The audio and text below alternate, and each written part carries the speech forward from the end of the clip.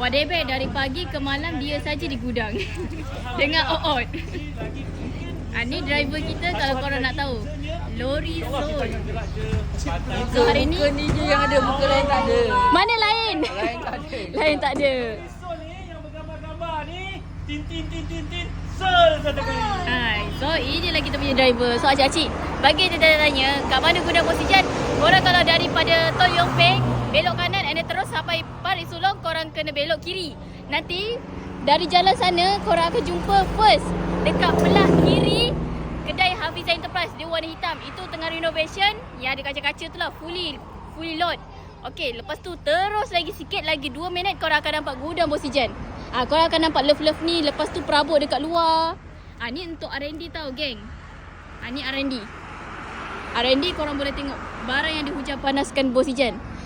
Dari sini straight sampai sana.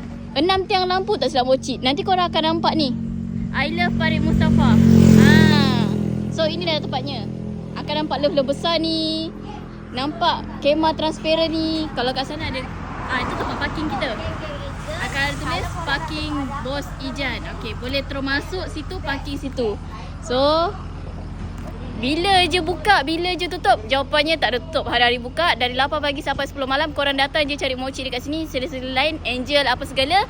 Datang sini nak cari perabot apa, bagi tahu. So tengok besar tau. Dia sampai belakang sana. Belah sana. So kat gudang oksigen banyak pilihan. Jangan risau, datang je dekat sini. Okay. So 400 lebih. Dah check. Kerusi.